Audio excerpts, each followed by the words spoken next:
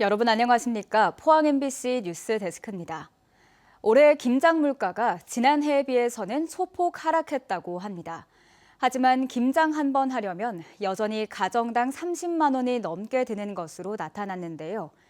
김장이 어려운 이웃들을 위한 배추 만포기 김장 담그기 봉사가 오늘 포항에서 펼쳐졌습니다. 박성아 기자입니다. 한 줄로 늘어앉은 봉사자들이 절인 배추를 먹기 좋게 다듬습니다. 다듬어진 배추를 전달받은 봉사자들은 배추 사이사이에 빨갛게 속을 채워 넣고 완성된 김치를 조금씩 박스에 나눠 담습니다.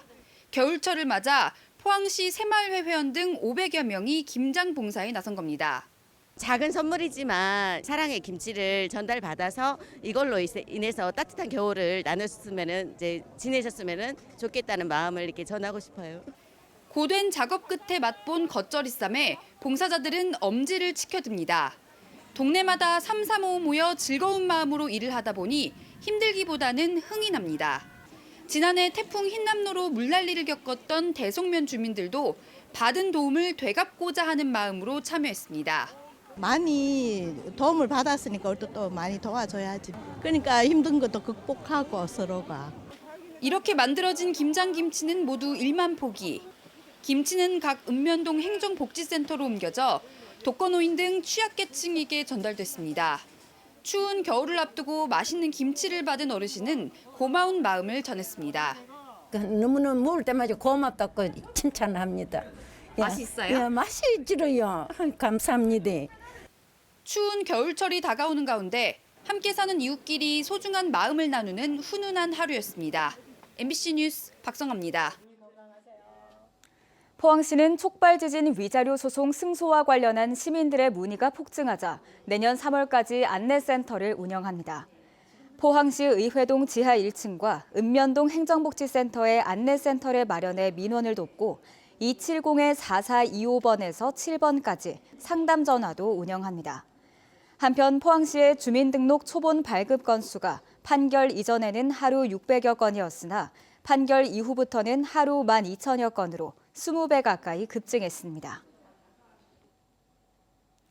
경주 원도심을 살리고 청년 창업을 지원할 청년 창업특구 사업이 활기를 띠고 있습니다. 3년 동안 모두 19팀이 창업했는데요. 경주시는 창업 이후 사업이 성장할 수 있도록 지속적인 사후 관리를 하기로 했습니다. 임재국 기자가 보도합니다. 경주시가 원도시민 황호동에 조성하고 있는 청년 창업 특구입니다. 이곳 한 점포에 청년이 운영하는 비건 레스토랑이 새로 문을 열었습니다. 재정적인 문제 등 어려움이 많았는데 경주시와 한국수력원자력이 컨설팅에서부터 사업비 지원, 홍보까지 도와줘 창업하게 된 것입니다. 지자체에서 지원해주는 프로그램들을 통해서 컨설팅 프로그램이라든지 재정적인 지원이라든지 그런 것들을 다 포함을 해서 좀 저도 같이 성장하고 좋은 판단을 내릴 수 있고. 경주 청년 창업 특구 조성은 쇠퇴해가고 있는 원도심을 살리고 청년들의 창업을 돕기 위해 시작됐습니다. 지난 2021년 9개 점포가 문을 열었고 지난해 5곳, 올해 5곳이 새로 창업했습니다. 청년 창업 업종도 분식점과 철판 요리, 도자기 체험 등으로 다양하고 창업한 점포 대부분은 원활하게 운영되고 있습니다. 창업에 필요한 재료비, 시설비, 그리고 전문성 강화를 위한 컨설팅과 SNS 유명 인플루언서 홍보 등 창업, 운영, 홍보의 전반적인 부분에 관심을 가지고 경주시는 청년 창업센터에서 청년 창업 특구 개소식을 갖고 새로 문을 연 점포를 돌며 현판을 달았습니다. 또 청년 창업가들과 소통을 통해 지속적인 사후 관리와 홍보 등 성공적인 사업 성장도 돕기로 했습니다. 경주의 미래를 이끌어가는 그런 청년 창업가들로서 성장 발전할 수 있도록 계속적인 관심과 컨설팅을 해나가도록 하겠습니다. 경주시가 청년 창업 특구 조성을 시작한 지 3년, 지금까지 어느 정도 성과를 이뤘고 앞으로 원도심 활성화는 물론 청년 창업 생태계까지 이어질지 관심을 끌고 있습니다. MBC 뉴스 임재국입니다. 문화재청은 오늘 경주에서 울진 성류굴 명문 전수조사를 앞두고 앞으로의 조사 방향을 논의하기 위한 학술 발표회를 개최했습니다. 1963년 천연기념물로 지정된 울진 성류굴에서는 지난 2019년 당나라에서 사용한 연호와 함께 화랑과 승려로 추정되는 사람의 이름이 발견되는 등 70여 점의 명문이 새겨져 있어 금성문의 보고로 평가받고 있습니다.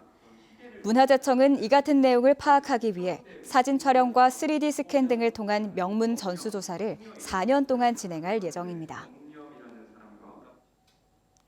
홍준표 대구시장이 공직선거법 위반 혐의로 수사를 받고 있는 정장수 정책혁신특보를 경제부시장으로 임명해 논란이 일고 있습니다.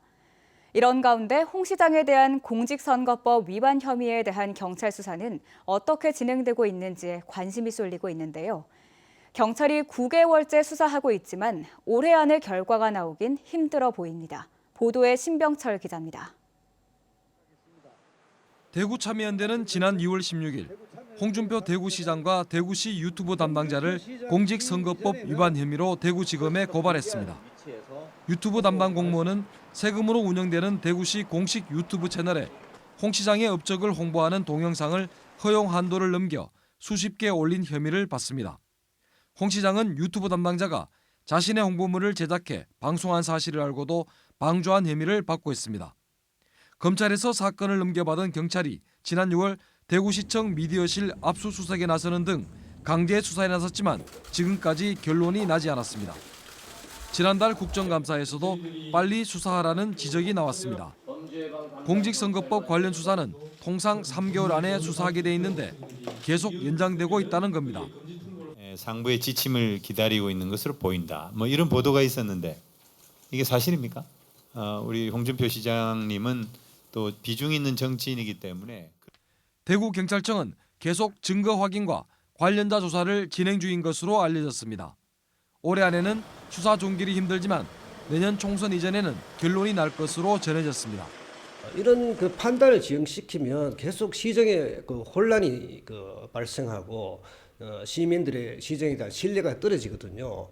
엄정하면서도 조속한 수사가 필요합니다.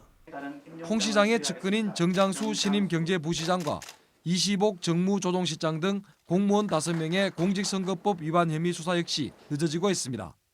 이들은 공무원 신분으로 자신의 SNS에 홍 시장을 홍보하는 콘텐츠를 올린 혐의를 받고 있는데 선관위가 지난 5월 대구경찰청에 수사자료 통보를 한 지 반년이 지났습니다. MBC 뉴스 신병철입니다. 포항시의회 조민성 의원과 포항시가 공직자 이해충돌 방지법을 위반했다는 포항문화방송 보도와 관련해 시민단체들이 철저한 조사와 함께 조 의원의 상임위원장직 자진 사퇴를 요구했습니다. 포항시민단체 연대회의와 포항시 의정모니터링단은 성명을 내고 조 의원이 차량 정비업소의 대표로 있으면서 사적 이해관계가 있는 건설도시 위원장직을 수행하고 포항시는 이 업소에서 수십 차례 관용 차량을 정비하는 등 공직윤리를 위배했다고 지적했습니다.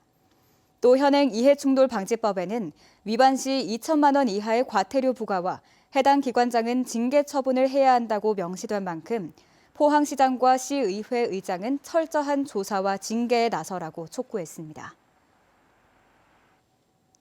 김순견 전 경상북도 경제부지사가 오늘 포항시청 브리핑실에서 기자회견을 열고 포항 남구 울릉 선거구 국회의원 출마를 선언했습니다.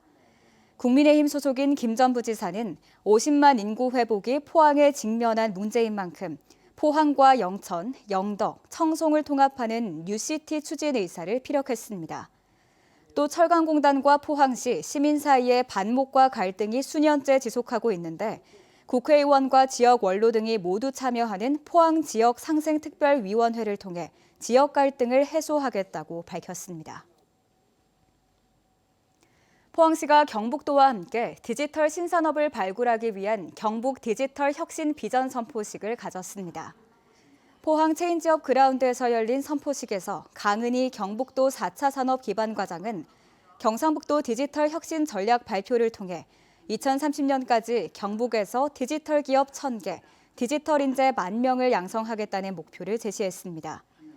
포항시는 뛰어난 연구개발 인프라를 갖춘 지곡밸리를 중심으로 디지털 기업과 인재를 집적화해 안동과 구미, 경산 등으로 확산시켜 나갈 계획입니다.